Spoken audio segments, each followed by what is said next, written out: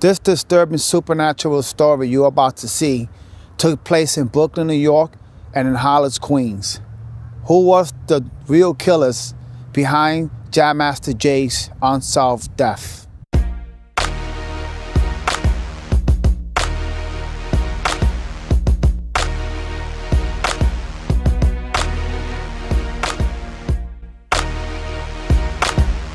You're watching Start Snitching. I'm your host, Troy Terrain. Many of you know me as Star from the Star and Buck Wild show. I appreciate you tuning in.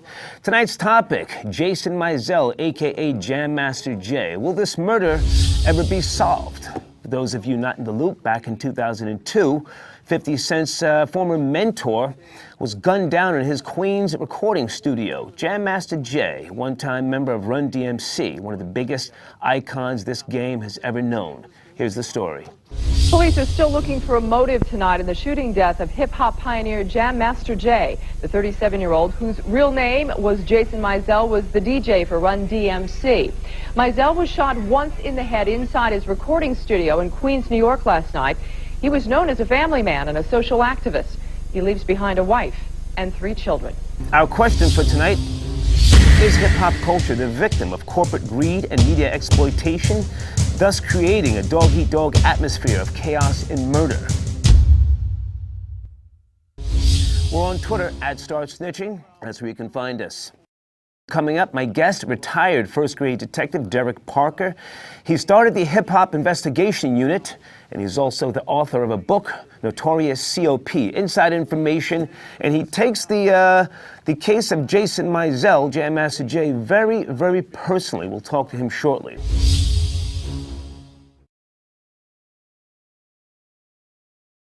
Start Snitching, the phenomenon, the complicated word, snitch.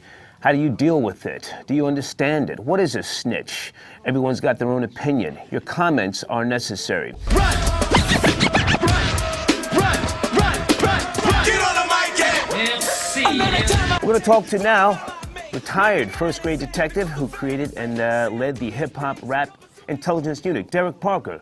Good to see you again. Good to see you. Okay, Notorious COP. This was your book in 2006. You went in depth about the murder of Jam Master Jay. Another friend of yours? Yes. Okay. I did. I went very in depth about his murder. I was actually retired from the NYPD and was called back by a rap icon and an on-air personality to help with the case. Okay. And this was 50 Cent's former mentor, as I know, yes? Yes. Okay. Jam Master Jay, one of the biggest. I mean, why haven't more people, I mean, to my knowledge, I mean, I haven't heard too many people speak about what happened. I mean, has this just been swept under the rug?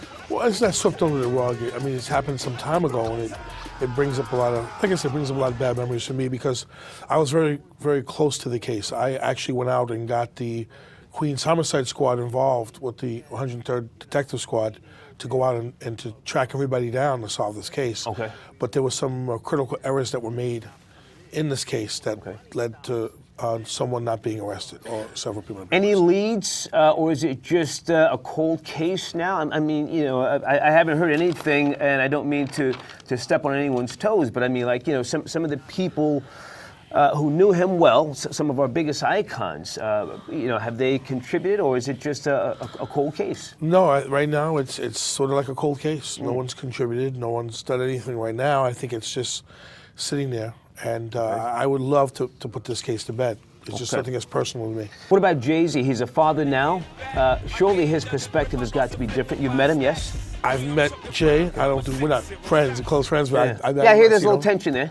No, he and I so much. I mean, some things I said in my book about certain things were true about a lot of things, but he would be definitely a person that would have a lot of influence with the community, the rap community. And anything that you can offer us that the public can get involved with and do? I mean, is there a suspect, or is it just a mystery? No, there's some persons of interest, as they say, that are out there. And I think if somebody in the public knows about it or somebody knows something, they should come forward and say something. But now you're connected to the streets. You're also still very active. You have a security firm. You're very much still in the mix with hip-hop artists. You see them out and about. You're at the gentlemen's clubs. You travel. I mean, surely you've got an opinion in regards to the murder of Jason Mizell. And is that anything that has an influence? Well, there are a lot of things that went on. I mean, there's a lot of things that haven't been made known to the public. Okay, anything you can give us now? Well, I don't want to say too much, but there's some things that Jay, that people didn't know about Jay, that were out there. There were questions that needed to be answered. How hurtful they were, or how insensitive the questions might have been at the time, that had to be asked. But there were certain things out there that pertain to himself as a person, that needed to be asked in that case. Derek Parker, good to see you. You're on Twitter, Facebook. You're still very active, and you're hanging out with the rappers. Please keep us posted. I will. Travel safe. Thanks for having me. Today's focus feature, O'Shea Jackson, better known as Ice Cube, former pioneering gangster rapper who gave us street anthems such as F the Police and Stop Snitching, now appears to have changed his tune in a recent interview. He says, and I quote, he loves the police. How does this character compare to all the other ones you've done in the past? I love cops, you know. That's it for this edition of Start Snitching. We'll see you again, and until that time, protect yourselves at all times. In the 1970s and the early 1980s, I predicted a huge vision that Jesus Christ and his Heavenly Father, the Yahweh, was married to their spouses. I predicted that Jesus Christ was married either in heaven or on earth. As my visions were getting stronger, Jesus Christ and his Heavenly Father, Yahweh, spiritually started a rumor about me through the famous rappers Run DMC. On January 1st, 1986. The name of the two songs are called Kings from Queens from the Run DMC Raising Hell album, and the second song was called Rumors by Time and Social Club. Listen very closely to these two songs. Listen to these two songs that the Heavenly Father, the Yahweh, started about me, because Jesus Christ was married to his sister before the crucifixion, and Yahweh, the creator of this world, was actually married to a goddess. Listen very closely to these two songs.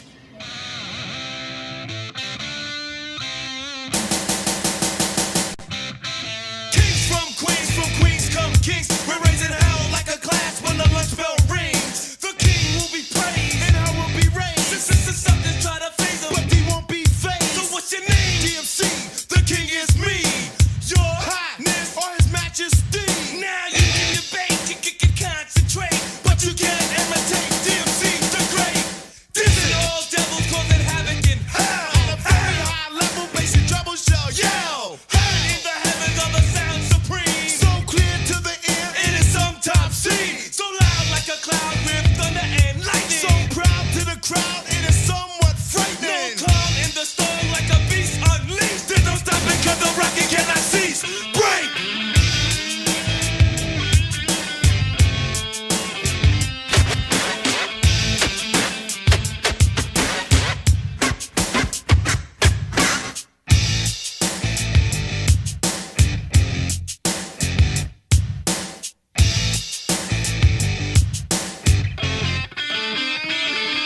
You see, it's harder than hard, not one bit soft. Courageous and contagious, so you better break north. Not a call on a roll, did you hear me cough? Just listen while I'm dissing, cause you're pissing me off. Cold betting is spreading all across your face. You can't take when I break it, and if that's the case, I'll go on and kick the bass. So back up off the cuff while I take my taste. It's highly appraised when the hell is raised. So demanding and commanding that you all stand days. The unbelieving receiving prophecy so true. I cut the head off the devil and I throw it at you. My mighty mind control already brought his soul. The rock king is so bold when he rocks and roll. A black hat is my crown, symbolizing the sound, signifying we won't play around.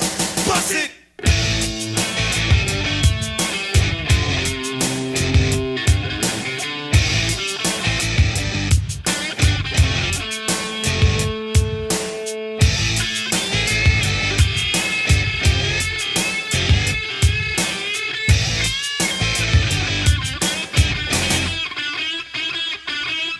Rapping and climbing beat, making every day. No synthesizer sound,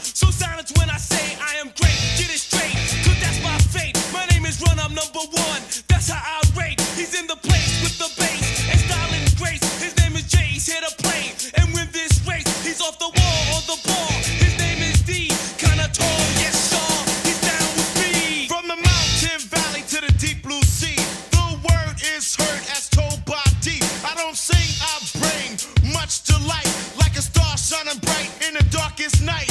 If you are cold, I'll bring you heat, like I brought the whole world my funky beat. Mysterious and serious, I ain't no joke. Fire from the depths of hell, and you can smell the smoke. Kicking and ticking while you're having a ball. Like chicken finger licking, I'll be vicking you all. Don't do the bird, have you heard? Did they give you a call? Just me and DMC, cold shaking the wall. There's no fear when hearing sound of this kind. Across the land, every man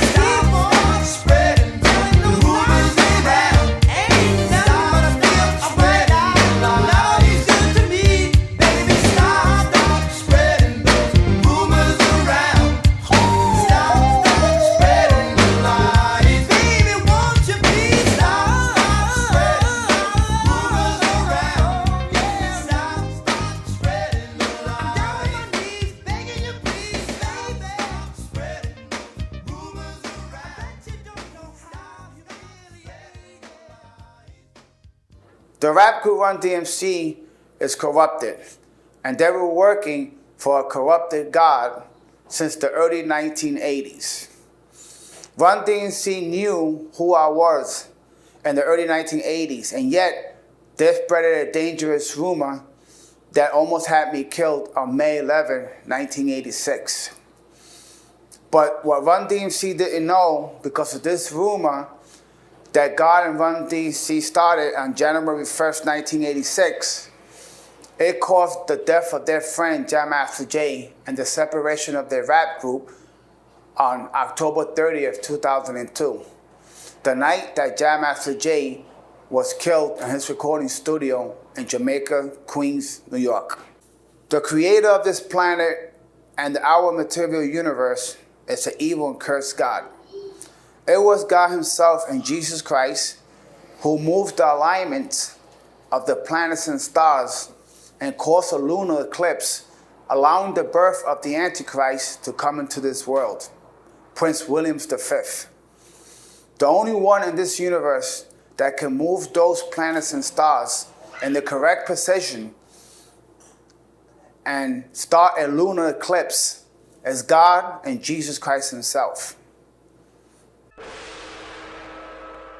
The birth of Prince William Arthur Philip Louis Windsor on June 21, 1982, was not a natural birth. It was an induced birth on the summer solstice, when Druids, witches, and Satanists gather and celebrate at pagan sites throughout Scotland, England, and Wales. The intense celebrations carried on far into the night, with sexual orgies, sacrifices, black masses, and satanic worship on the longest day of the year.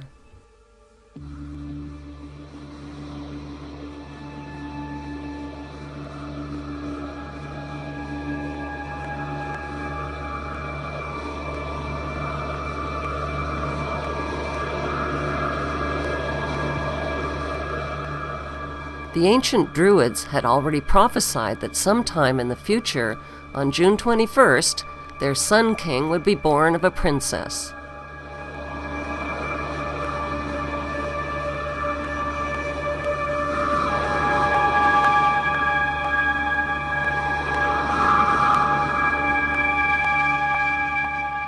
William's induced birth was not only accompanied by a solar eclipse, but by an even rarer lunar eclipse and by strange alignments of the stars and planets. Diana was the name of the ancient moon goddess who gave birth to the sun. 5,500 years ago, in the time of Jared, Enoch's father, and Jesus Christ and God turned their backs on their human creation and allowed his children, the fallen angels, to have sex with both humans and animals to corrupt God's creation on earth. And they created different kinds of species to fulfill planet Earth. What was the real reason that the World Trade Center was attacked on 9/11? The Sumerians 6,000 years ago in ancient Iraq wrote on a clay stone, "Our earth is degenerate in these latter days. There are signs that the world is speedily coming to an end. Bribery and corruption are common." 9/11 was a Zionist false flag operation. Within 24 hours of the attack, America launched a Blame the Muslims campaign that ignited the Zionist war of terror on the Muslim nations surrounding Israel. Ultimately, the grand scheme of the Zionist plot is to reclaim Jerusalem and rebuild Solomon's Temple, which was destroyed by the Romans almost 2,000 years ago.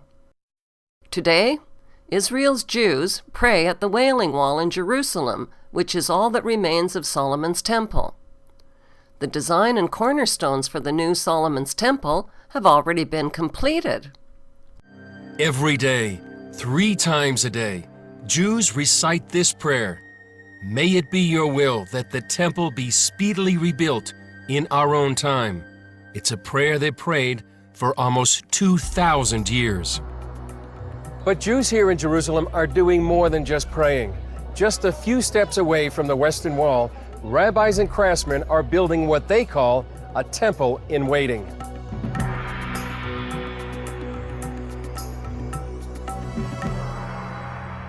We're supposed to build a temple, and nothing about that changed. Nothing about that commandment changed. Chaim Richman is a director at the Temple Institute in Jerusalem. The Temple Institute is actively engaged in research and preparation for the resumption of the service in the Holy Temple, to the extent of actually preparing operational blueprints for the construction of the temple according to the most modern standards. This menorah is just one of several vessels created for the next temple. It's covered with 95 pounds of pure gold and has a price tag of $2 million. Piece by piece, the third temple is taking shape, with priest garments, vessels of copper, gold, and silver, and a new generation of Levite priests, specially trained for temple service. We have enough in place now to resume the divine service and to build the temple. But obviously, a lot of things have to happen in order for this to happen. Gershon Solomon leads a group called the Temple Mount Faithful. They commissioned these cornerstones for the third temple. The 6-ton stones were consecrated with water from the biblical pool of Siloam and cut with diamonds. The Temple Mount, 35 acres of it, is the most explosive piece of territory on the face of the planet. Jewish leaders have already established a training center in Jerusalem, where temple priests are now learning how to offer the required animal blood sacrifices and to conduct the daily temple services. Now, of course, there's limits on exactly what sacrifices we can do because of the state of impurity that we're in. Some sacrifices we can't do without the ashes of the red heifer, but the Passover offering, national sacrifices we can perform in a state of impurity.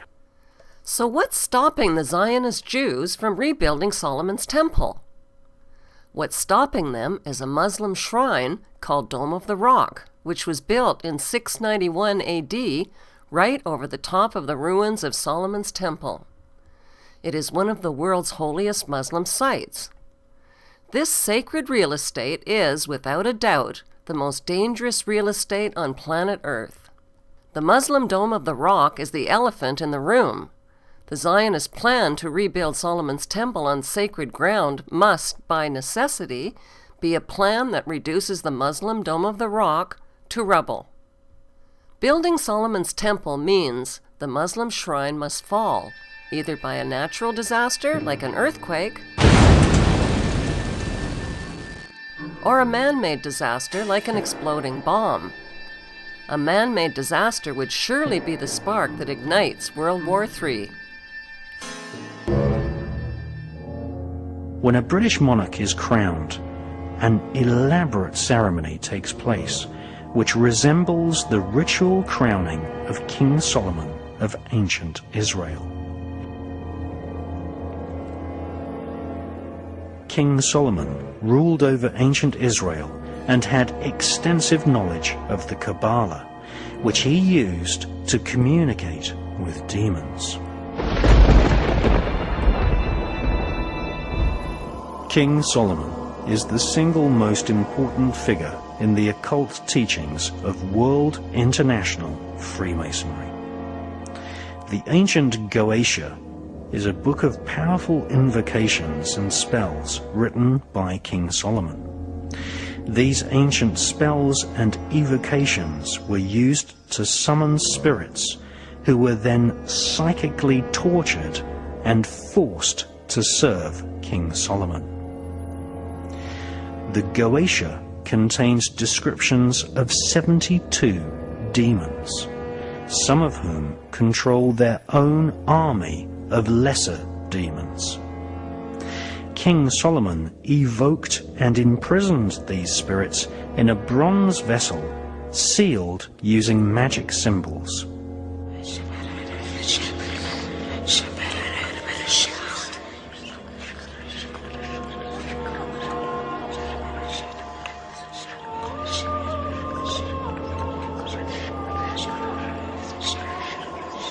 The Goetia explains how the spirits can be compelled into obedience.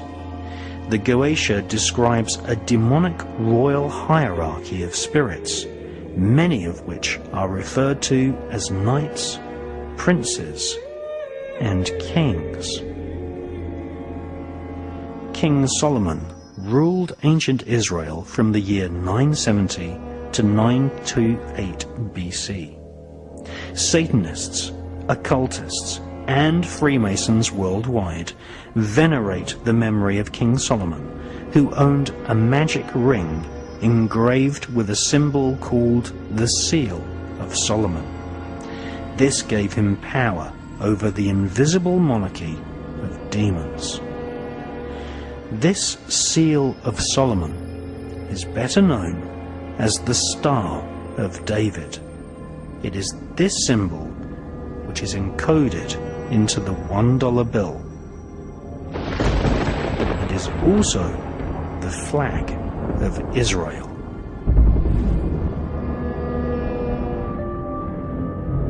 Magicians and mediums who consult with spirits have always been employed by the royal elite.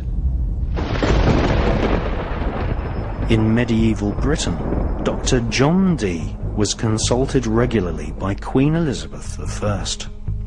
At the British Museum in London, we see the dark mirror which John Dee used to see or scry the faces of spirits.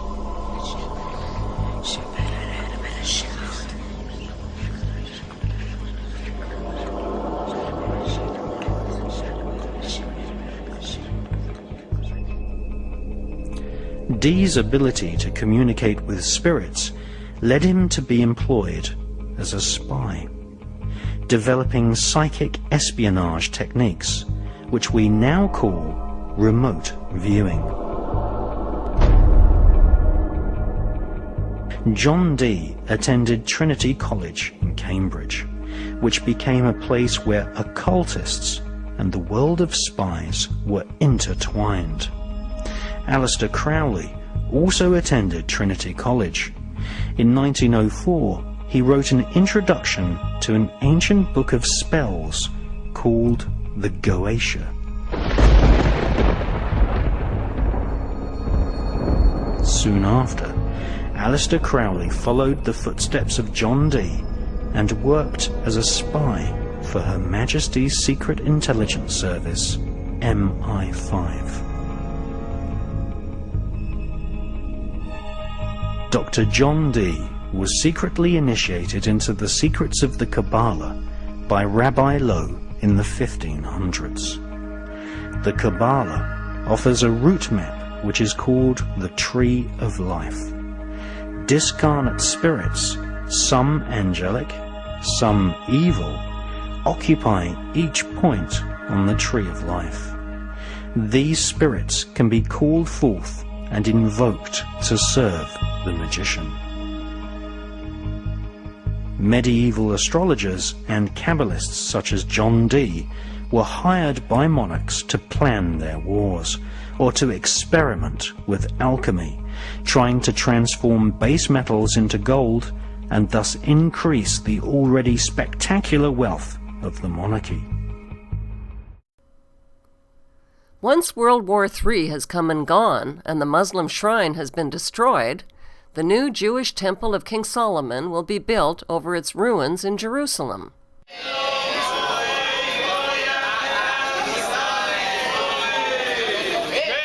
Today, hundreds of thousands of Jews in Israel are anti-Zionist Jews who have been protesting on Rothschild Boulevard in upscale Tel Aviv. Anti-Zionist Jews are burning the flag of Israel to protest the Zionist violence and genocide and the injustices. Why don't we see this on television?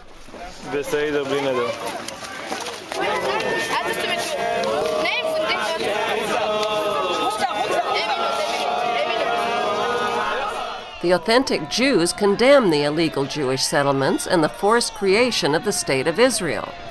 My late father was in Auschwitz concentration camp. My late mother was in Majdanek concentration camp.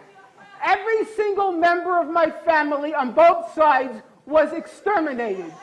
Both of my parents were in the Warsaw Ghetto Uprising. And it's precisely and exactly because of the lessons my parents taught me and my two siblings that I will not be silent when Israel commits its crimes against the Palestinians. And I consider nothing more despicable than to use their suffering and their martyrdom to try to justify the torture, the brutalization, the demolition of homes that Israel daily commits against the Palestinians. So I refuse any longer to be intimidated or browbeaten by the tears. If you had any heart in you, you would be crying for the Palestinians, not for what's being done. This is a drawing by a Palestinian child who has experienced the Palestinian Holocaust that is taking place in Israel right now. It's not a religious conflict. That's a Zionist ploy of accusing everybody of being anti-Semitic. You want peace. You want to have a conference here of peace. Step back and look and read the facts. Not the facts that have been misconstrued by the Zionist propaganda. The facts that are realities. Tell me what land the Jews did not live in harmony with the Muslims. In Iran, we have over 25,000 Jews there, thank God. Why? Because this is not a religious conflict. It's purely because of a political movement, a relatively new movement, which is antithetical, contradictory to the Jewish religion of thousands of years. Judaism is spirituality, a religion of compassion to emulate God. Zionism has been created 100 years ago by atheists, people who have abhorred religion, who wanted to transform Judaism from religion to nationality, to a purely materialistic base, godless in its essence. That is not Judaism, and they have no right to use the name of Israel. They've usurped our name, they've stolen our symbols, and they've stolen our identity. And they are causing death and destruction year in and year out. For over 50 years, death and bloodshed has not stopped because of a pure ideological belief called Zionism. They sacrifice on their idol bodies, human beings, hearts, souls. They rent, they've destructed houses, they've destructed people's lives. What can we do about this? Let's step back and think. There is a solution with God's help. If we would put away the politics, then we could know that we've been living and coexisting together. We most profusely apologize to the Muslims, to the Arabs, what has been done to them. America's Zionist-owned media falsely reported that Iran's President Ahmadinejad threatened to wipe Israel off the map. This was a mistranslation. What the president of Iran really said is that Israel is occupying Palestine and has no legitimacy on the world map. Traditional Torah Jews and rabbis agree with him. There is speculation that the revolutionary document called the Protocols of Zion is a secret Sabbatean Francus document. This document embodies 24 protocols which map out a detailed Zionist plan for global control. The New World Denver Airport has a swastika-shaped runway. There is reportedly a deep underground military base beneath the airport, with miles and miles of secret subterranean tunnels connected to a large network of underground cities. As passengers drive up to the main airport terminal, they are greeted by a sinister-looking 32-foot-high fiberglass blue stallion with veins popping out of its body and demonic eyes that glow bright red. Not exactly a calming influence for travelers who are already spooked about getting on a plane. The sculpture is believed to symbolize the pale horse of the apocalypse mentioned in the Bible, whose name is Death.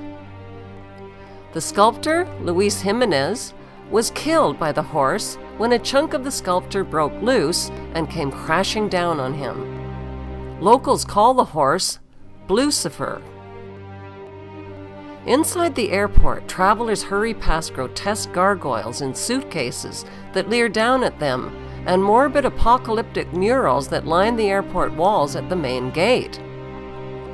4 panels of giant-sized wall murals in the baggage claim area tell a terrifying and prophetic story in pictures of how humanity's future is going to unfold. The first mural reveals a horrific Darth Vader-like figure wearing a Nazi general uniform and a gas mask.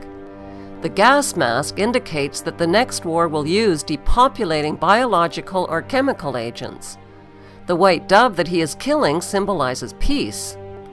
On the right are destroyed buildings reminiscent of the Twin Towers. The Nazi general's scimitar sword has been swished through the air, leaving behind a rainbow chemtrail that poisons the air and ethnic population below it. On the left is an endless line of weeping women refugees holding dead babies. There is no trace whatsoever of violence to the dead children, who appear to have died from the deadly gas of the toxic rainbow.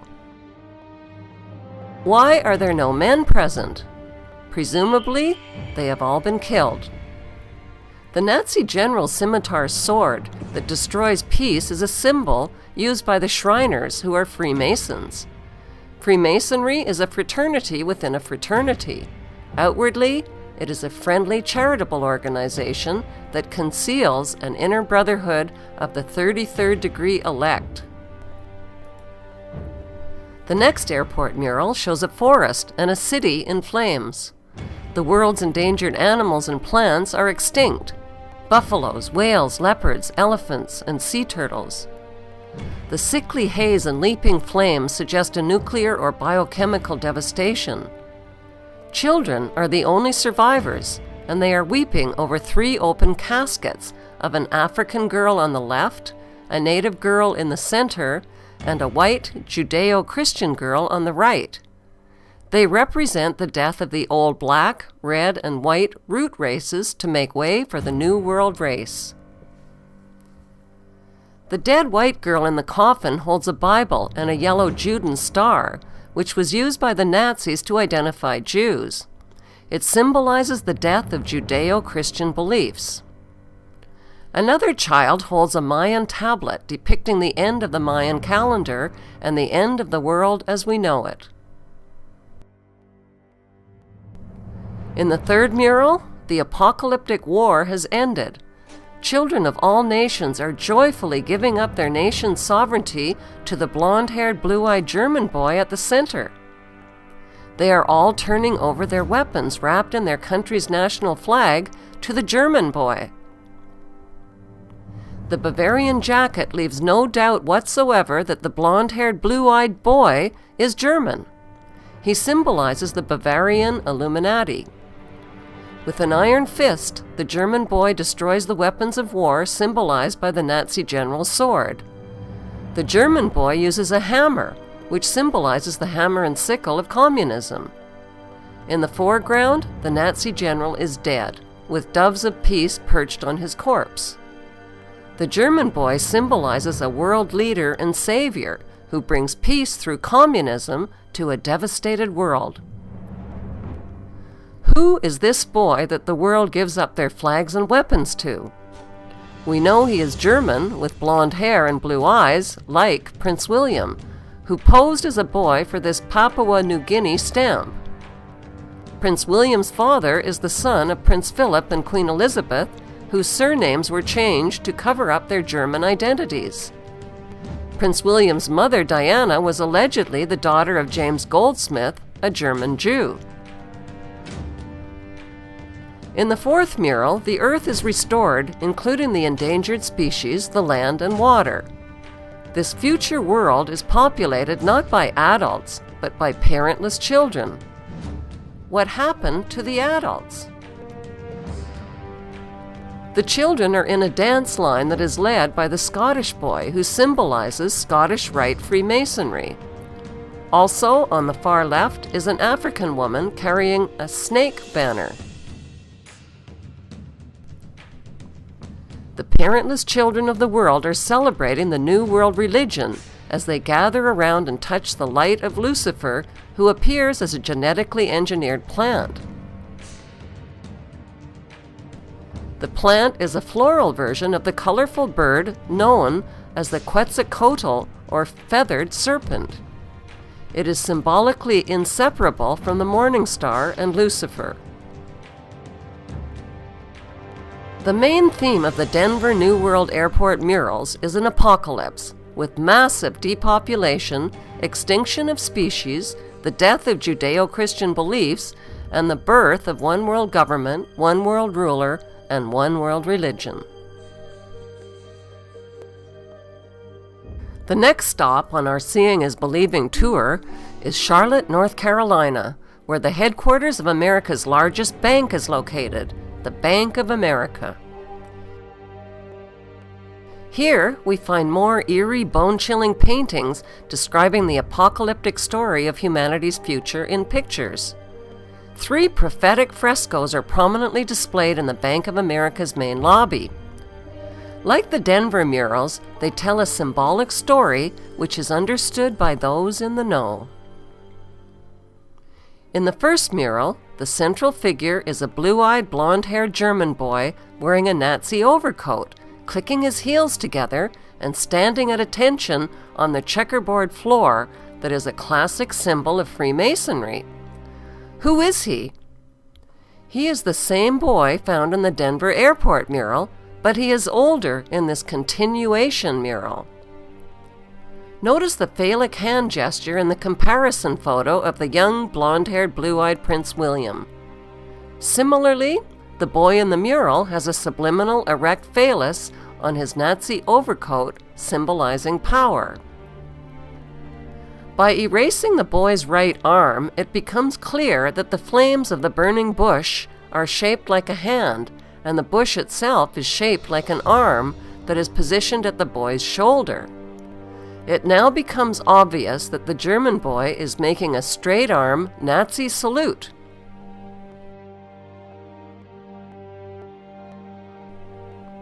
Prince William's Knight of the Garter crest is a gold lion. The image of the gold lion is subliminally embedded into the blonde hair of the German boy in the mural. Notice the Egyptian pyramid and black sun behind him. The second fresco in the Bank of America's lobby is an apocalyptic concentration camp where resistors are incarcerated. In the background, industrial burning suggests a crematorium. The back and side wall are strung with barbed wire. Hazmat Marines carrying rifles are seen in the crowd with their Nazi gold eagle and flags. Notice the person wearing the white hazard protection gear. The hazard protection gear symbolizes a pandemic, biochemical, or nuclear warfare. This is the same apocalyptic theme found in the Denver mural, in which the Nazi general is wearing a gas mask. Overhead, the elite are hovering and celebrating like gods, circling free and naked in their wealth and power. They are energized by the chaos below, where the world population is trapped in their net. All races and creeds are caught in the net of riots and protests, including a Catholic bishop, a nun, and a handcuffed man. The protest signs are blank, implying they have no voice. The street signs are also blank, implying there is nowhere to go. The last fresco has a mission accomplished theme. It illustrates the post-apocalyptic rebuilding era that creates order out of chaos. The red dragon in human form is etched into the hillside at the top of the fresco. He sleeps peacefully while the miners serve him. These miners are a reminder of the internationally televised Chilean mine disaster and rescue in 2010. 33 miners were rescued in a ceremonial raising of the phoenix. The ritual was an announcement to 33rd degree Masons that Lucifer is rising. The date of the rescue ritual was October 13, 2010, which is 13-10-10. 13-10-10 adds up to 33. Where did the Chilean president travel to the day after the rescue ritual? Buckingham Palace. He personally delivered a mine rock to the Queen, that had been raised from the mine as a symbol of the risen phoenix. This president has met the Queen at London's Buckingham Palace. I brought a gift for you. This is a piece of rock that was brought by a miner. Sebastian Pinera presented the monarch with a souvenir from the San Jose mine, where 33 of his countrymen were trapped for 69 days. Mr. Pinera, who was given 33 bottles of real ale by David Cameron, said the rock was brought up by the second miner to be rescued. The prophetic murals that are featured at America's largest airport and America's largest bank express a New World Order agenda that is hidden in plain sight. The giant images on display for all to see are designed to be understood only by a few.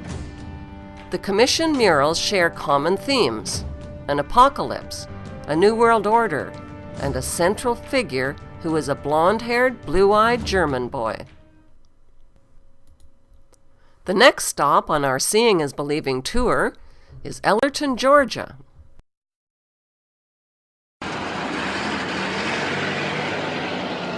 Next, we turn to the town of Elberton, Georgia, the granite capital of the world. Elberton is famous for its production of tombstones, exporting some 250,000 tombstones every year. Oddly enough, the town that makes a living through death is also the home of what some consider the most threatening monument in America. A monument that some believe is a symbol for the coming Holocaust, promoting a depopulation effort at a massive scale. It was back in 1979 when a stranger came to Elberton, Georgia. Now, Elberton, Georgia is on the eastern part of Georgia, very close to the South Carolina border.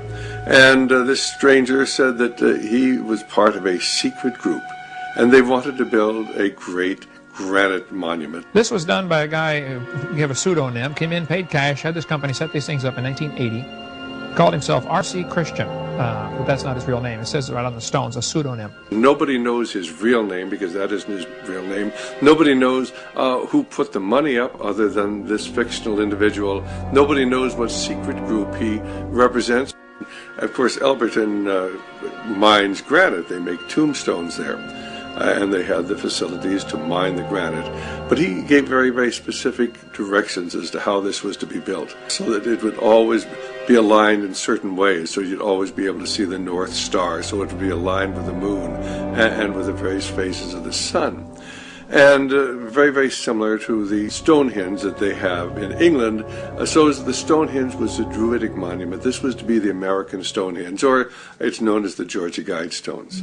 And on each one of the Guidestones is this message in a different language, actually 8 different languages, are the 10 commandments that come from the dark side. And the first one is maintain the world population at 500 million in constant balance with nature, which doesn't sound too bad until you realize that we've got over 6 billion people in the world. And if we're going to maintain the world population at 500 million in constant balance with nature, we're going to have to kill off about 90% or more of the world's population.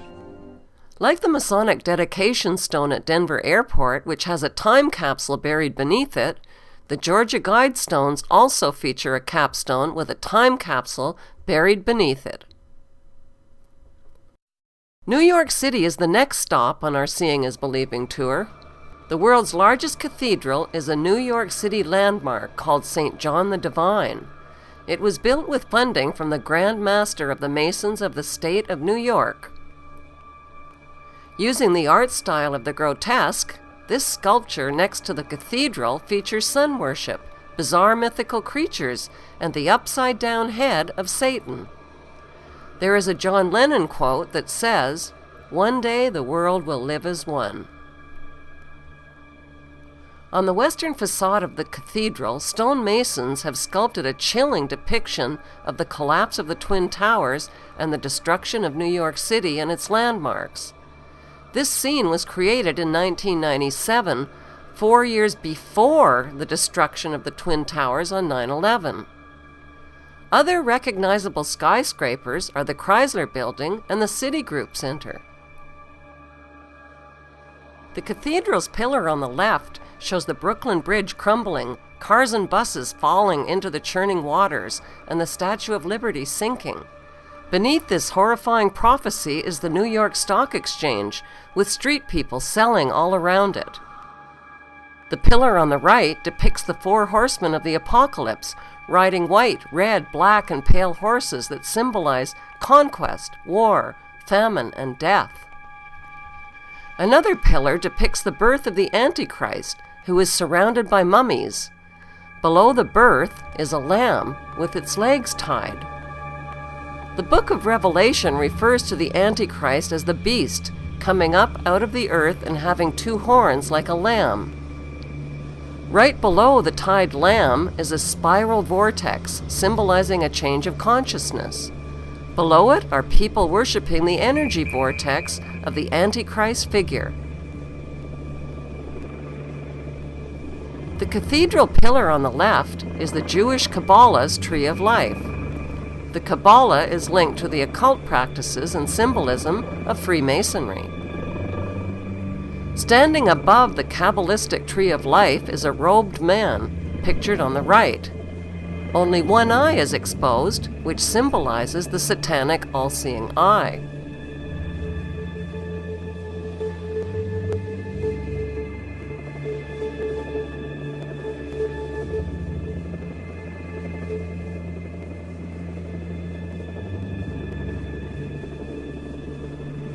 Our second stop in New York City is the United Nations headquarters, which was built in 1945 and financed largely by John D. Rockefeller.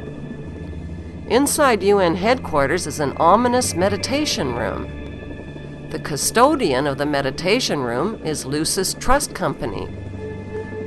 At one time, the Lucis Trust was located at 666 United Nations Plaza and was formerly named Lucifer Publishing Company. The Rockefeller-funded UN Meditation Room is 33 feet long and 18 feet wide. 18 feet is 6 plus 6 plus 6.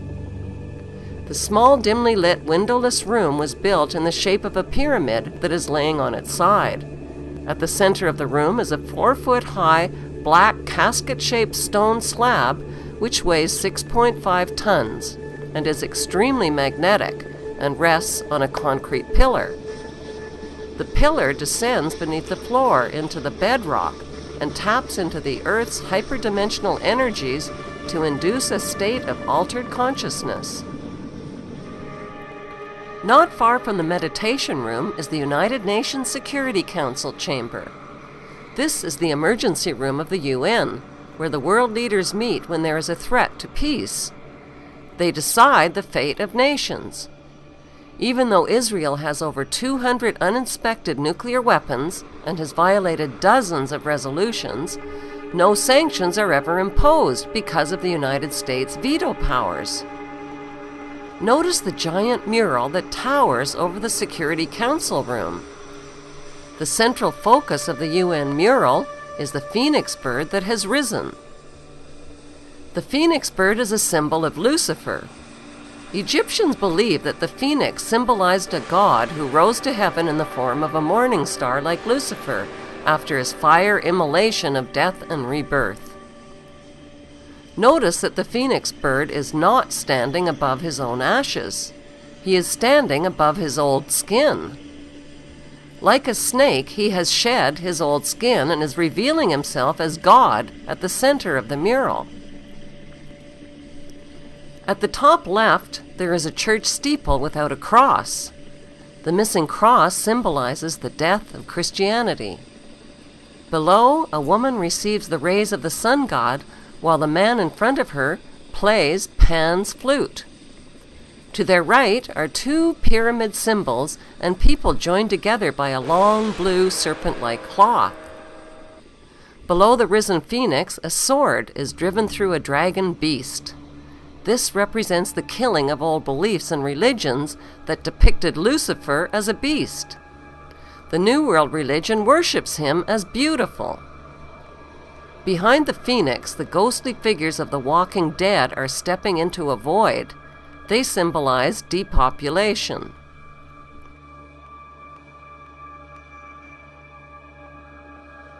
On the right panel, the pale horse from the book of Revelation is the bringer of death to humanity through weapons, hunger, and disease. The man is releasing him.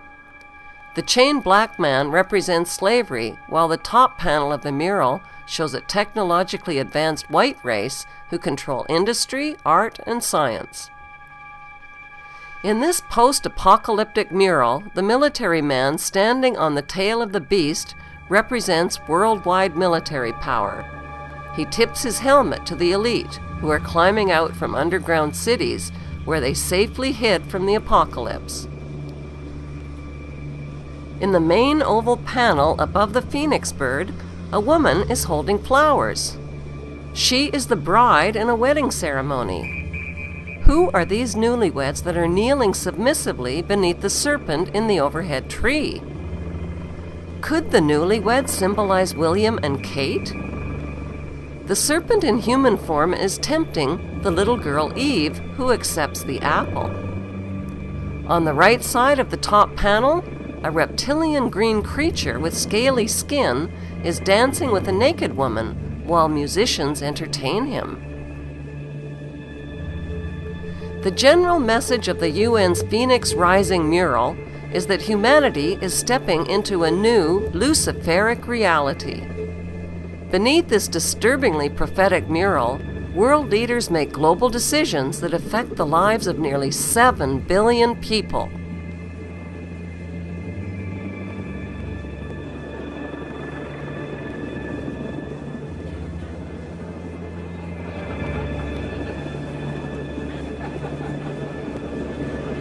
What's hard for most people to grasp is that our elected government leaders are involved in an apocalyptic scheme to enslave the masses under a world government dictatorship. How do these leaders sleep at night? How do they live with themselves? The answer can be found at the last stop on our Seeing is Believing tour, the Bohemian Grove Club in Monte Rio, California. It's an elite retreat for high-ranking politicians, billionaire banksters, businessmen, and Hollywood executives. What's the attraction? 2 weeks of partying, druid worship, and child sacrifice rituals. Members include George Bush Jr. and Sr., Newt Gingrich, Henry Kissinger, Dick Cheney, Alan Greenspan, and the list goes on. One thing is certain. These men don't believe in heaven and an afterlife for good behavior. They dress in long robes and gather before a 40-foot stone owl of the god Molech, where they conduct a mock child sacrifice ritual. It's called the cremation of care ritual to purge members of their guilt. The ritual symbolically burns up their cares and clears their conscience of the diabolical crimes they have committed against humanity. The reason that Jesus Christ and his Heavenly Father started that rumor about me was because I was going to make a rap song to tell the truth to the world in 1985 that Jesus Christ and his Heavenly Father was married to their spouses. Jesus Christ and his Heavenly Father, the Yahweh, wanted to possess me on December 4th, 1980. And in 1997 with a spirit muse, so I could become a professional movie star for the Hollywood elite. The result was that Jesus Christ had taken away my education at age 17. He hospitalized me in psychiatric hospital through all my life. He ruined my reputation on 17th Street with my family, friends, and neighbors. Jesus Christ and God is the one responsible for possessing movie stars with the spirit muse in California, Hollywood.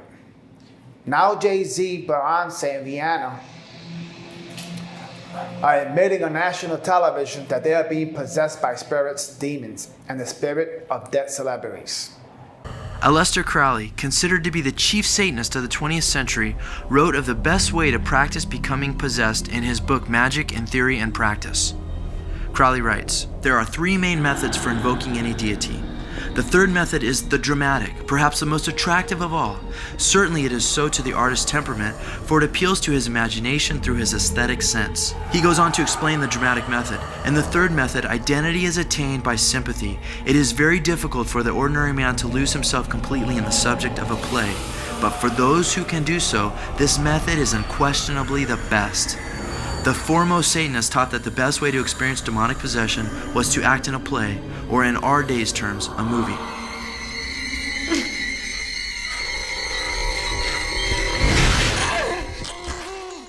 Konstantin Stanislavski, considered by many to be the father of several modern acting techniques, including the method, resurrected many of these ancient ideas and has initiated countless actors and actresses over the last 100 years into these occult ideologies. Stanislavski stated that 9/10 of acting a role out was based on a spiritual experience in which the actor was to be transformed into someone else. Other popular forms of acting similarly involve occult principles whereby one is able to open themselves up to be possessed and taken over. When the sitcom I Love Lucy, starring Lucille Ball, first appeared in the 1950s, many people at the time had a huge problem with it because it centered around a manipulative woman who was constantly lying to her husband, family, and friends. Okay, I'll tell him the truth. Don't you dare! Her lies and deceptive behavior were clothed in humor, and while it was difficult for many to receive in the 1950s, today we have deteriorated so far morally that no one even bats an eye. As proof positive that Satan was behind the dishonest theme the show presented, one must only consider the impetus for Ball's critical decision to go forward with it. The deciding factor that led her to produce the infamous I Love Lucy was one that would be ratified and communicated through a supernatural experience with the spirit. According to occult and spiritualist tradition, it was the spirit of actress Carole Lombard who guided Lucille Ball into taking a chance on television and accepting the offer to star in I Love Lucy. When the glamorous comedian, who had died in an airplane crash of 1942, appeared to Lucy in 1951, it was considered very risky to leave the large screen for the small one. Because Lucille Ball accepted the spirit's urging to take a chance, honey, she made television history. Our mission will be accomplished. Lucille would contact demonic spirits and receive messages from them. She told her medium, I want to thank you again for bringing in my teacher in spirit. I've read about some of the seances you've held. I always thought it would be fascinating to bring in a spirit. James Dean, whose acting abilities have been praised for decades, fostered a rebellious streak in an entire generation of youth. Today, Jimmy Dean's legacy continues. The only other performers who, in death, have become larger than life are Elvis Presley and Marilyn Monroe. His posters still decorate the bedroom walls of many young girls. Guys, consciously or unconsciously, emulate Dean's detached insolence. How did Dean attain the larger-than-life ability on screen? Dean was not a stranger to the occult, and his friends and acquaintances have spoken of how he would seek out the spirits of the dead to harness their power. Dean himself admitted, I have a fairly adequate knowledge of satanic forces. Dean became empowered as an actor through the occult. Close friend and co-star Dennis Hopper reflected on Dean's acting. He was totally transformed when the camera began to roll. He suddenly was the character. Strange things were coming out of him. Dean's instructions to Hopper for achieving success with his performances was simply to leave yourself open to the spirits. Dean actually believed that an entity would inhabit him. He describes it as sort of two people in the same skin, telescoping back from the other. The person inside would seem to drift up to the surface of the skin.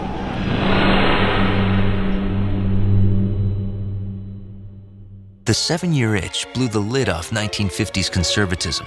Hey, wait a minute! It shocked audiences with its irreverent look at marital infidelity. I mean, I wouldn't be lying on the floor in the middle of the night in some man's apartment drinking champagne if he wasn't married. And showcased Marilyn Monroe in her most sexually suggestive role to date. Let me just go put something on. I'll go into the kitchen and get dressed. The kitchen? Yes, when it's hot like this, you know what I do? I keep my undies in the icebox. Marilyn Monroe has been called the greatest sexual icon of the 20th century. She was the sexual icon of her particular time and became, I think, the sex star of the century. She could make you do anything in the world from that big screen. Many people in the 1950s were shocked by Monroe's behavior and sexual prowess. That what has Marilyn Monroe got that a million other women have and prefer not to show?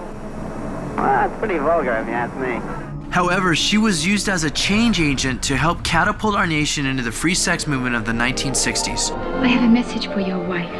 You can see those early signs of changing values. I'd like to stay here with you tonight. I'd like to sleep here. I think it's very nice, but I'd rather it were me. I think it's wonderful. I think it's wonderful, wonderful, wonderful.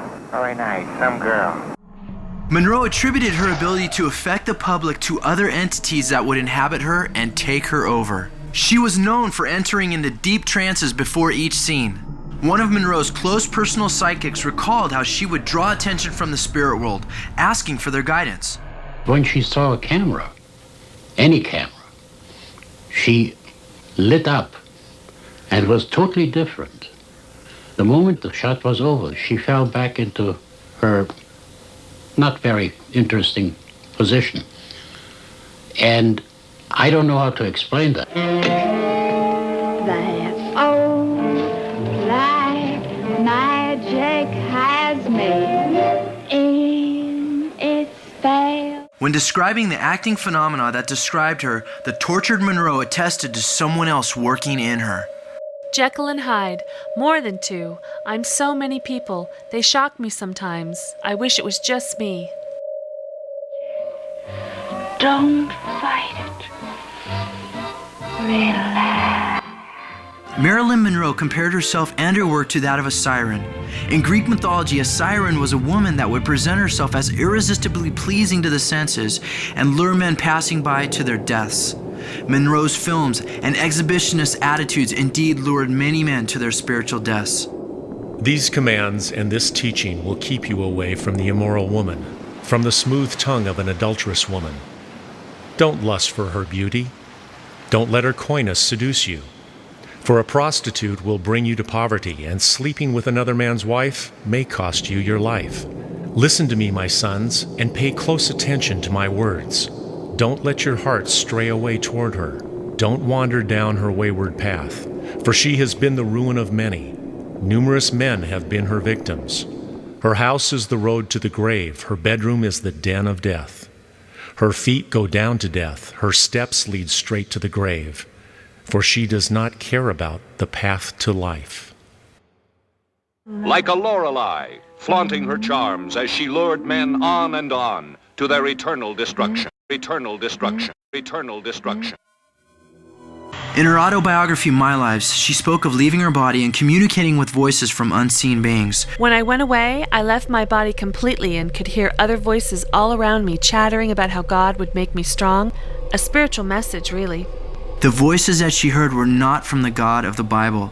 The Ouija board wasn't sending me a message from the dead. She has engaged in automatic writing.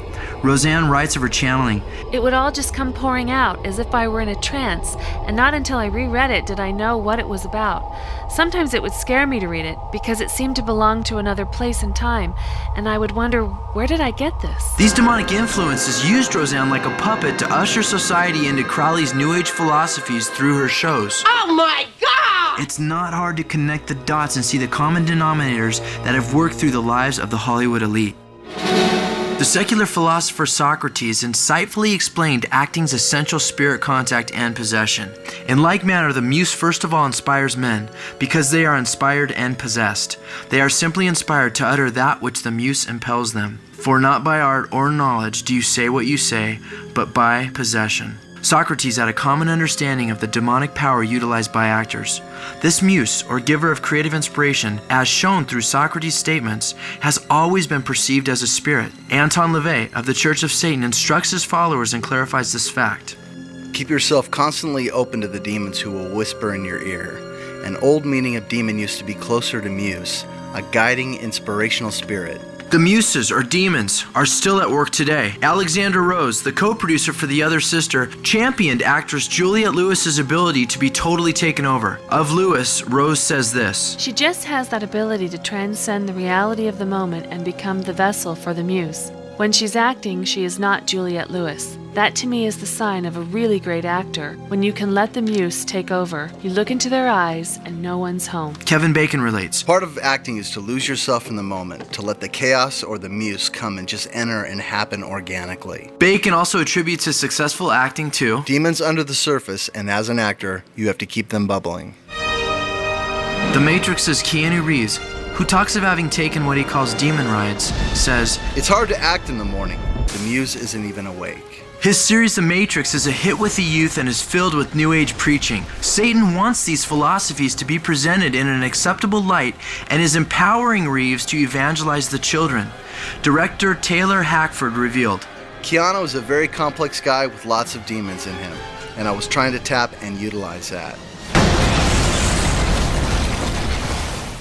If Jesus Christ and his Father in heaven knew that the Hollywood, California, and movie stars, producers, directors, and composers were all corrupted and evil since the time of Rudo Valentino in the 1920s, why on earth did Jesus Christ and his Heavenly Father, the Yahweh, want it so bad for me to be recruited into a Hollywood satanic industry? To possess me with evil spirits so I could have an out-of-body experience and become the movie star that God wanted me to be on December 4th, 1980, and in the fall of 1997. Sophia was a goddess that came from the heavenly realms of the Most High. Sophia also was the mother of Yahweh, the God of planet Earth. When she had his miscarriage, Sophia saw that she gave birth to a God made out of fire. She had gotten very frightened and blew it out of the heavenly realms into the darkness of the watery abyss. The reason Sophia, the mother of God, of Yahweh, had his miscarriage was because Sophia created Yahweh without the permission of the Supreme Being of the heavenly realms. When Sophia saw what her desire had produced, it changed into the figure of a snake and the face of a lion. Its eyes were like flashing bolts of lightning. She threw it out from outside of the realms so that none of the immortals could see it. For she had produced ignorantly. She named her child Yahweh. Gnosticism holds that the God of the material universe is held responsible. Pretty much outright state that Yahweh is the creator of evil. As evil, or at least God is insane. As seen in fear that man and a darkness in my soul. The evil Yahweh creator of planet Earth created, for example, gunpowder, uranium, heroin, cocaine, liquor, diabetes, cancer, AIDS, acid, fire, pure darkness, evil spirits, demonic dinosaurs. The evil Yahweh created metals on planet Earth to create metals, guns, and nuclear bombs. The evil God of the planet Earth created poison in animals and on the planet. Yahweh transformed beautiful angels into demons and gave children and people nightmares and the worst of the pit of the darkness. Genesis chapter 6, verse 4. This is a female African ape. And what you see next to the female ape is a falling angel, the missing link. This is an African ape, the true mother of Cro-Magnon people and the first pregnancy from falling angels. Date 6,000 years ago. An experiment from the falling angel and the female family ape of Africa. Cave people or Cro-Magnon humans. Fact, there is only one skin color, a brown pigment called melanin. Albinos have no melanin, so they have very white skin, almost pink because of the blood vessels that show through. If you have only a little melanin, you have white skin. If you have very black skin, it's because your skin makes a lot of melanin. If you are Chinese, your skin is slightly thicker, which gives your skin a yellowish shade. Celestial beings that landed on the earth like eagles merged their sperm with a female ape and produced the blacks, whites, albino, and Chinese race. It was in the time of Jared, Enoch's father. They were all corrupted from the natural order. Corrupted from the natural order? What does this mean? Except that animals and human beings were morphing into different species. Book of Jubilees and the Book of Enoch. First pregnancy by falling angels. The second pregnancy by falling angels, which is the time of Lucy. The third pregnancy by falling angels. Fourth pregnancy by falling angels until it evolved to modern man of Africa. This is the era 6,000 years ago the created white people evolved. There were the Caucasian man, albino, and Chinese race. Albino mutants are the ones who evolved from the black norm and the time of the Aryan falling angels. The last tribes of angels that fell in the Caucasus mountain after the flood of Noah. This is a picture of a black man turning white. And it was a biblical leprosy that we believe where the white people evolved. All the white people on the earth evolved from the black norm in Africa. The Caucasus mountain of Russia, where albinos, Chinese, and white people evolved from the blacks 6,000 years ago, and also at the time of Jared, Enoch's father. The Zionist Illuminati, Jews and Greeks are albinos, mutants, from the bloodlines of the third race of falling angels, the Aryans. The Zionist Jews stole all the Bible stories from the ancient Sumerian clay tablets and added their version of the Bible 2,000 years ago for world domination and mixed up historical facts from fiction, myth, and legends to cover up the true writers of the Holy Bible.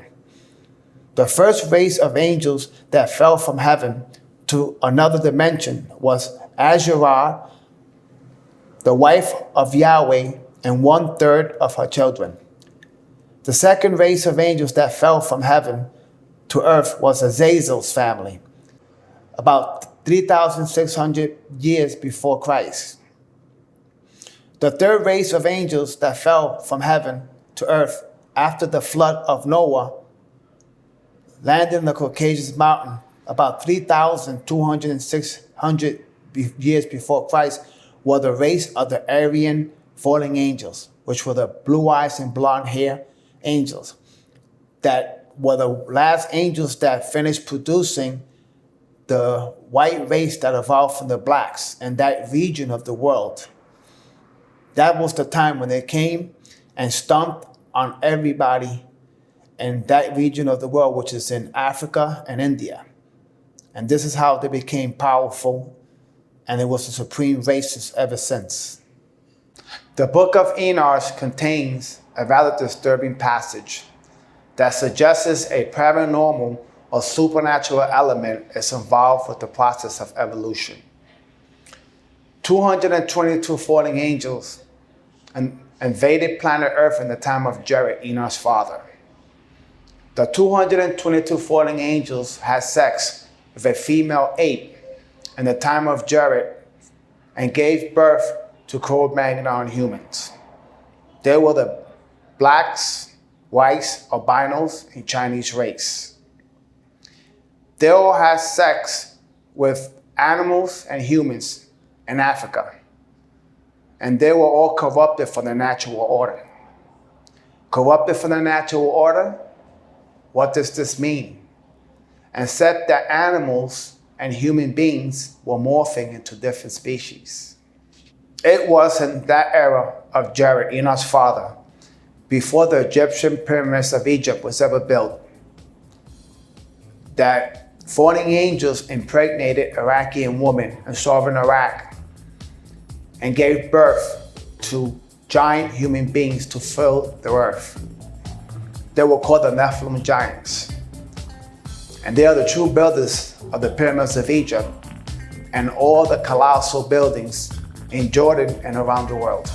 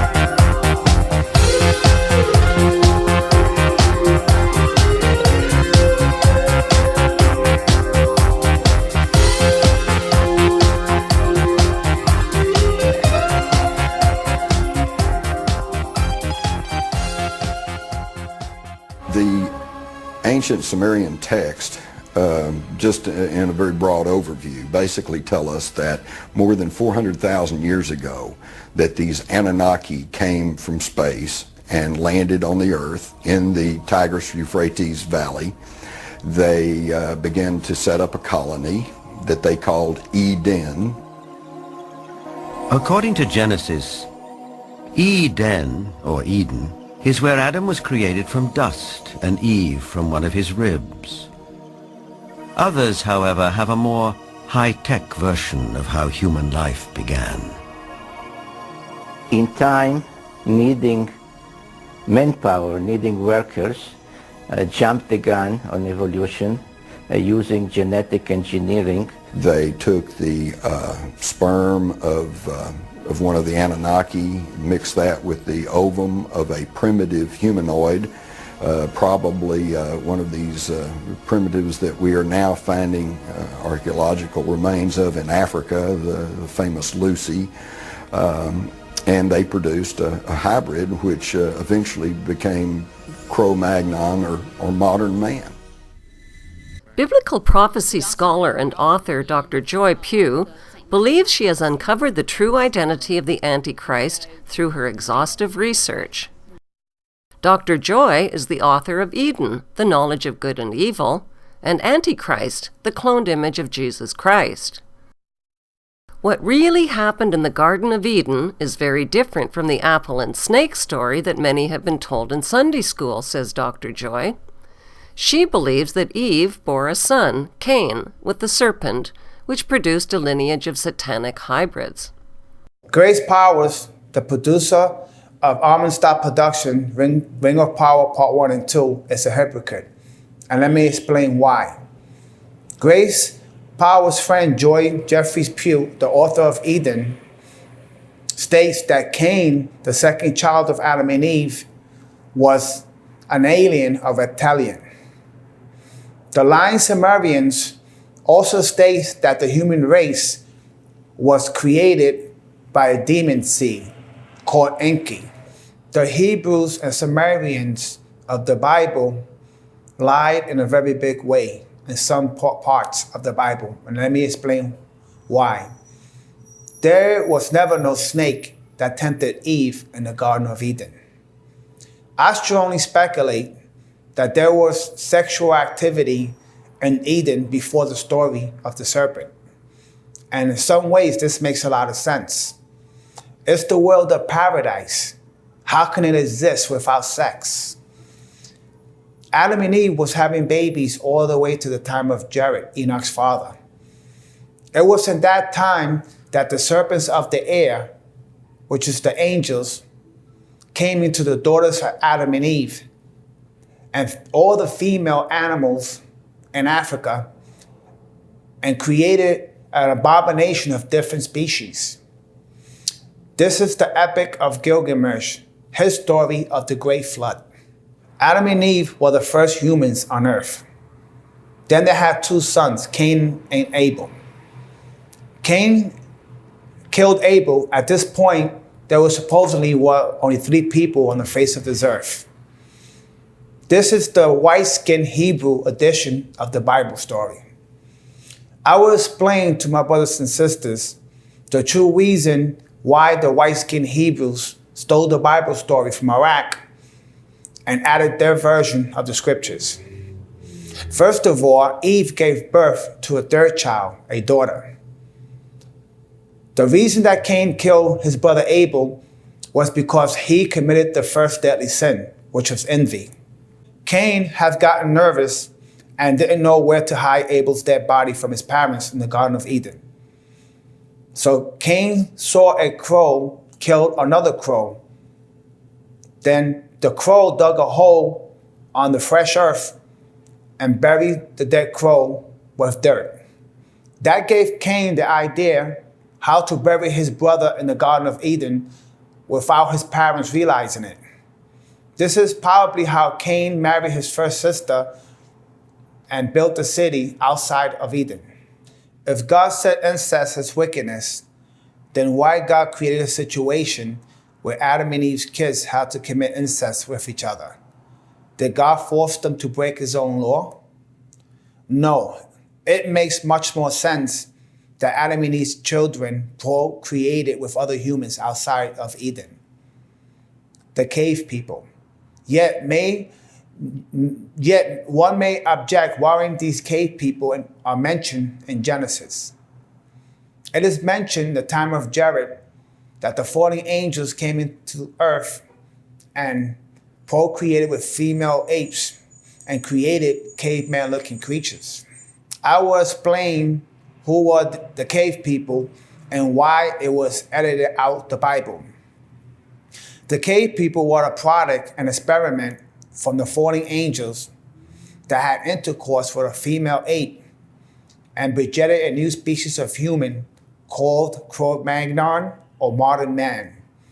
They were the blacks, whites, albinos, and Chinese race that evolved in the time of Jared to the time of Noah in the Holy Bible and also after that.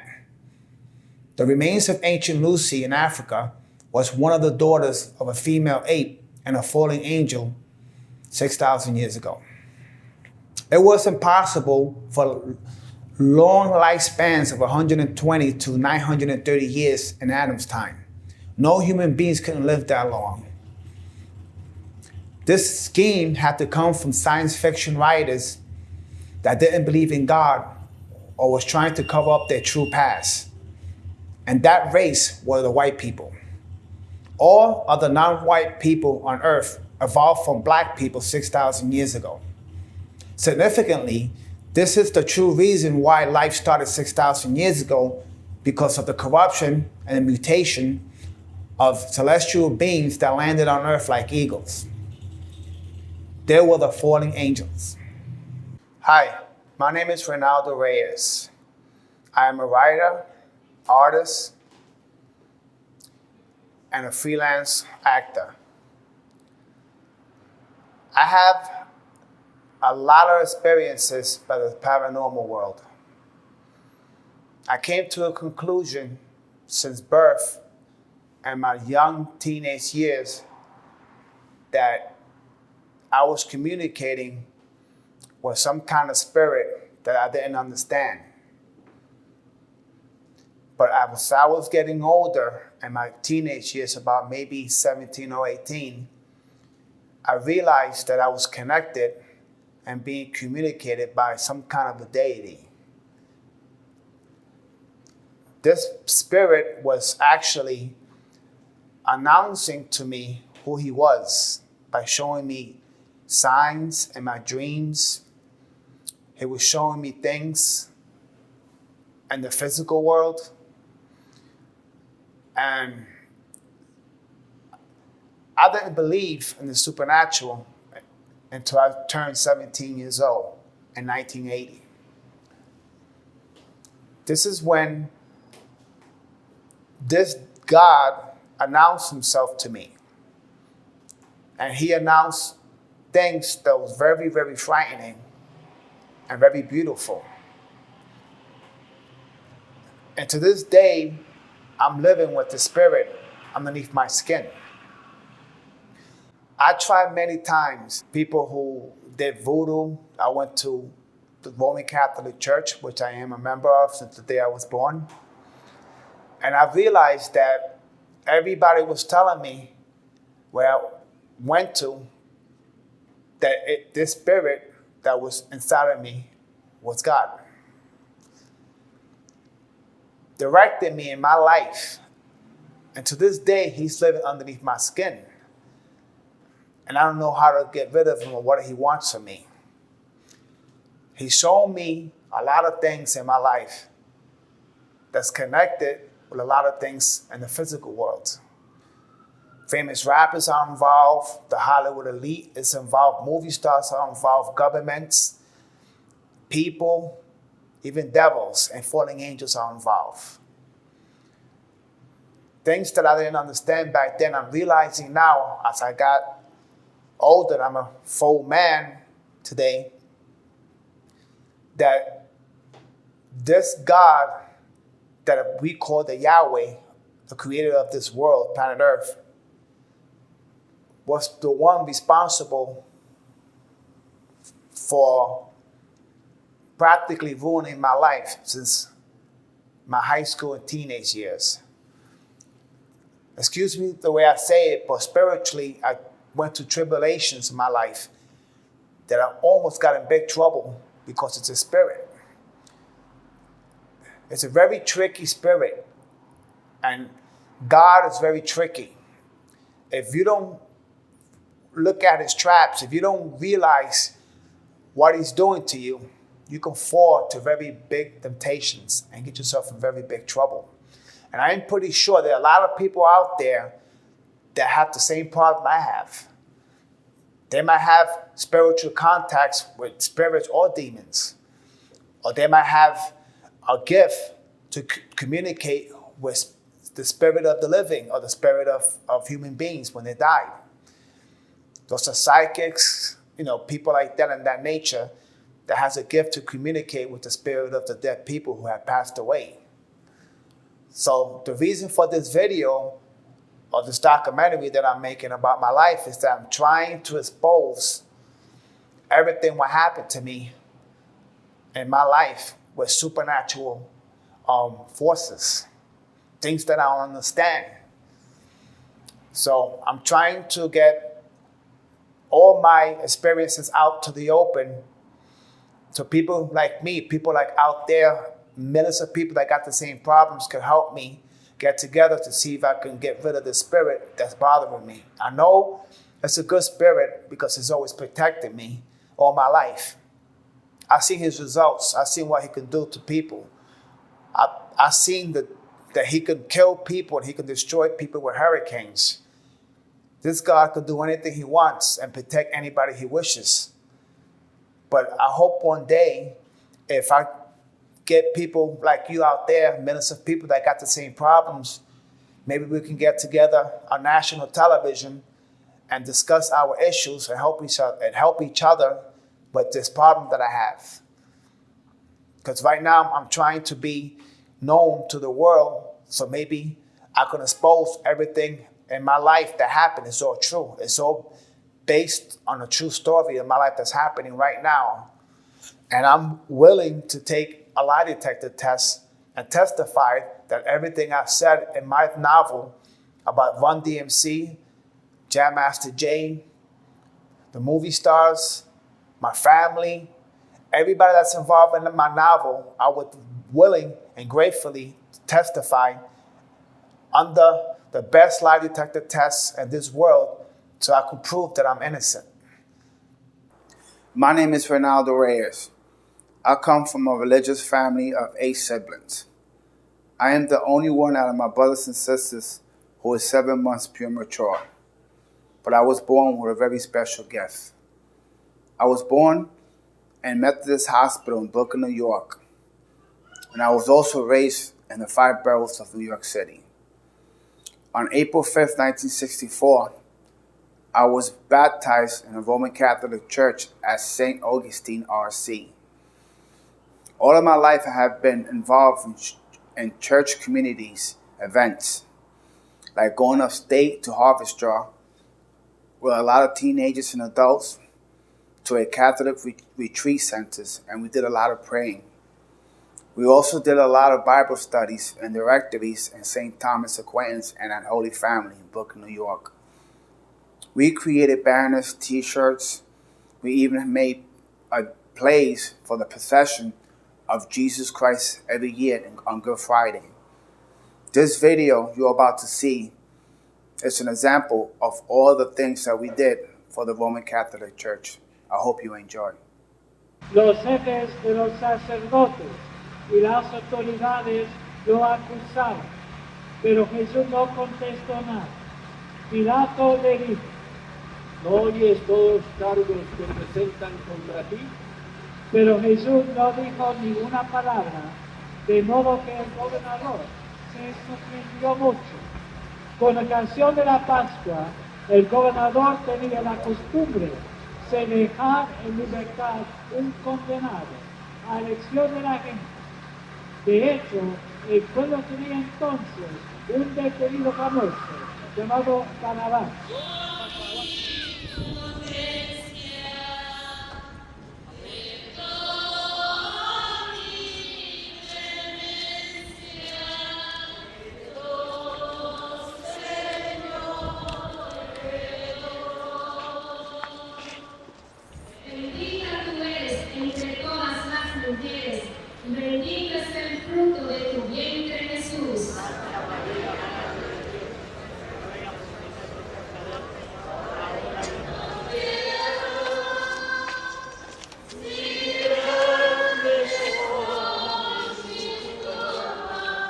On October 31st, 1980, my sisters and their friends were getting dressed up to go to a Halloween party in a disco in Manhattan. It was me, Reynaldo Reyes, my sisters, Linda, Carmen, and Maria, and their two friends, Candy and Daisy. 1 month later, on December 4th, 1980, I was watching television in my old apartment on 17th Street in Brooklyn, New York. It was in the nighttime, about 10 p.m., and I was watching a movie called A Star is Born with Barbra Streisand. And I noticed in my living room lampshade a big bumblebee. Then I looked outside the kitchen window and I saw a huge goldish star. It kind of looked like the star of Polaris. I even told my mother, and I pointed to the star in the night sky. Around close to midnight, a very strange thing happened. The bumblebee and the star Polaris had disappeared at the same time. Then the movie A Star is Born with Barbra Streisand had finished.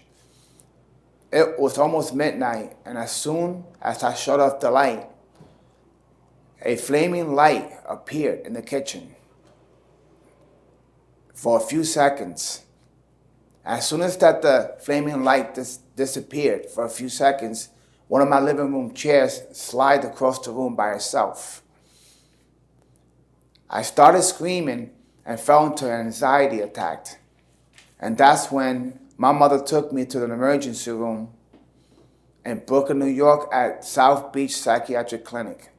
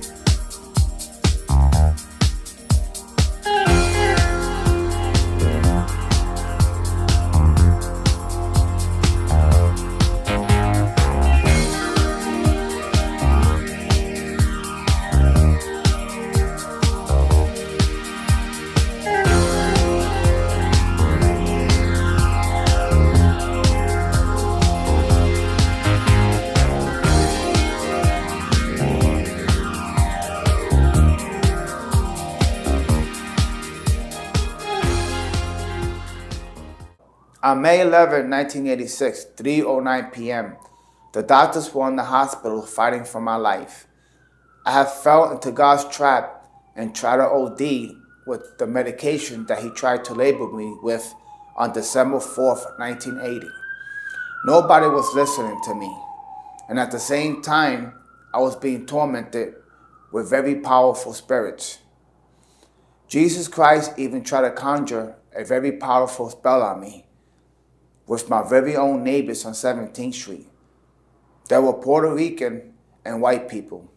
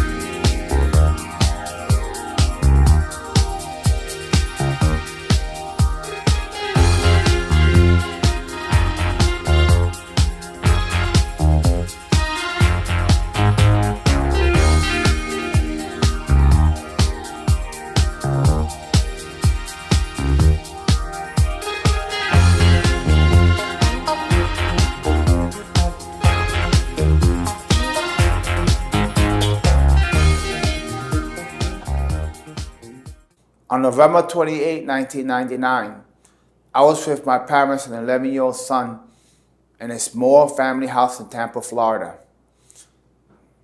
One night, the dogs in the block were all barking like crazy. I personally felt that there was something bothering those animals. I didn't pay any attention to it at the time. But around 9:45 p.m., my son and I heard something in the attic. It sounded very creepy. So I told my son not to worry about it. It was exactly 2 p.m. at night. The sound in the attic automatically stopped. As soon as I was almost asleep, an invading spirit attacked me. And it felt like a lot of fingers in my throat. I felt like if this ghost was trying to strangle me. That's when I got up screaming, and I knew that it was Jesus Christ and God who ordered that attack on me. Why? Because it was in Tampa, Florida, where I began to write my first novel, Portal to Hell. I began to expose Jesus Christ and God, that they were married to their spouses. Then the spirits were touching me all over my body until the next morning. I couldn't sleep. I started arguing with this white chick in the gas station. That's when 3 white boys came out of a black car. One of them approached me, and he was reaching something in his pocket. I thought he had a knife or a gun, so I panicked. I started reaching out for my little carpet knife that I had from work, and I started chasing him around the gas station. I had no intentions of hurting him because I was never a violent man until this very day. I was just trying to protect myself in case my life was threatened. So that very night, I left Florida with my son on the Amtrak at the nighttime around 12 o'clock p.m. As soon as I returned to New York City on Amtrak with my son, my mother and father had called me from Florida and told me that police issued a warrant for my arrest. Here are the documents related to the Florida case.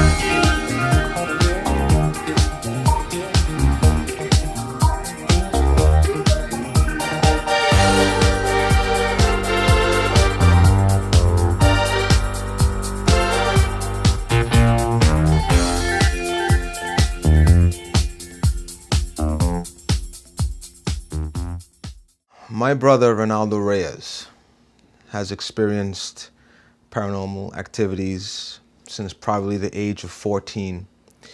In fact, I remember one night, must have been no older than 8, 9 years old. I was sleeping in the room.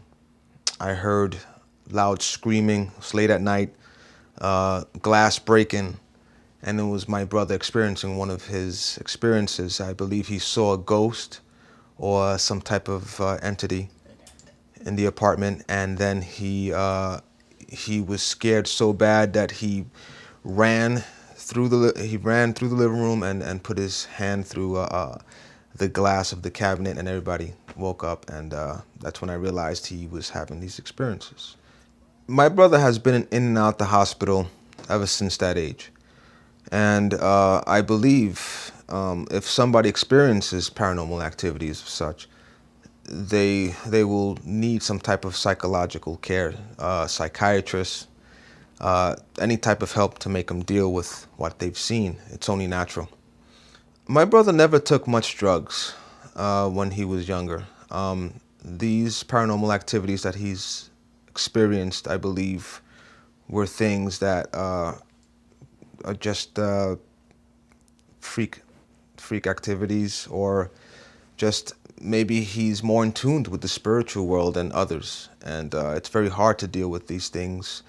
When people experience paranormal activities, they handle them differently, and it's not easy at all. I did experience paranormal activities, minor ones, however. I just dealt with them accordingly. I tried to go on with my everyday life, but I did, again, experience some of them. What did I experience? I can't really say. It's more of a thing that I felt as opposed to something that I saw. For example, sleep paralysis. This actually happened in this apartment. It's pretty scary. I looked it up, Googled it, because it's something that I experienced. I would be sleeping, it'd be late at night, I don't know, 2 in the morning, everybody would be sleeping. And I would wake up, but realize that I can't move, paralyzed. And I would see shadow-like figures in the room. And it'll scare me half to death, which is, the fear that it instills in you. It makes you so afraid, it's pretty much its power, its weapon against you. And that's what it does to you. And what I do is I pray, and it goes away eventually. I'm able to move, and then I realize that I actually wasn't sleeping. I experienced this last year. Did I experience the sleep paralysis when I was younger? No. But I did experience other things when I was younger, like out-of-body experiences, but it was more like dreams. But the dreams became more and more lucid, and clearer to me. So the dreams advanced as I got older. And, lucid dreaming, sleep paralysis, those things I have experienced in my time. I believe that these type of experiences will occur again. Paranormal activity, sleep paralysis, those kind of things. And the more educated you are about these things, the better you can handle them in the future. For example, not letting it scare you when you're paralyzed, and it'll go away. If you give in to the fear, you give it what it wants. Fear is powerful. You gotta learn how to use it. You could use it, it could work for you or against you. Several years ago, my brother, Reynaldo Reyes, and I were enjoying the Halloween parade in Manhattan. And there was about 6 or 7 of us, Chino, Caesar, myself, my brother. We were all crossing the street in a group, and the light turned green, and one of my friends, Chino, stopped in front of, he was standing in front of a car waving his hand, signaling the driver to stop, not to move. And the driver got upset and yelled out to Chino and said, "What are you, effing traffic cop?" And my friend turned around, pretended like he was gonna throw a bottle, and the 4 or 5 guys in the car ducked, waiting for the impact, and got scared. So because they got scared, they got angry at us. They drove to the next corner, jumped out the car, opened up the trunk, took out some weapons and attacked us, and we defended ourselves, and we pretty much got locked up for that night. And however, we were released because nobody pressed charges against each other. It was just a street fight. In my family, there are a total of 8, 4 boys and 4 girls. Starting with Sonia, the oldest, myself next, Carmen, Linda, Maria and Nelson, Ray, and Tito. When we were young, we always got along fine. During the early 80s, I wasn't living at home with my brother Reynaldo. What he was experiencing was probably troubling him so much that he just didn't know what was going on. And as a result, he was starting to get looked at some of the hospitals. In 1986, my brother Reynaldo Reyes gave us a scare by almost overdosing on some of his own medicine due to the fact that he was being tormented by these spiritual feelings, and he didn't know what to do, where to turn to, and he thought that maybe that was his way to stopping these feelings. My brother almost died as a result of this overdosing on this medication, and he gave us quite a scare to the whole family. Far as I know, my brother wasn't a troubled child in the sense of getting in trouble all the time.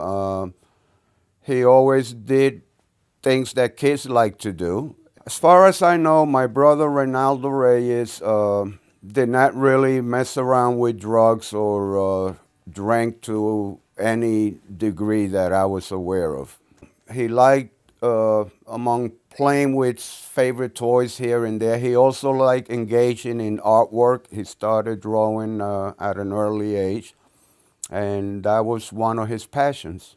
He would draw some religious paintings that were either made into T-shirts, and he also did some quite spectacular paintings in the back of, say, dungaree jackets. We have a cousin that was the recipient of a few of them. Unfortunately, I don't have one yet, but maybe soon. My brother's quite talented when it comes to his artistic ability. There's been quite a few paintings, like I say, that he's done on T-shirts, jackets. Some of the young nieces and nephews are also lucky recipients of some of his artwork, such as Mickey Mouse, Minnie Mouse, Donald Duck, trucks for the boys. So yeah, artistic, my brother has created quite a few of them. My brother has in the past mentioned this fear or belief that witchcraft was being practiced on 17th Street. But in the Hispanic population, a lot of people sometimes believe in that, others don't.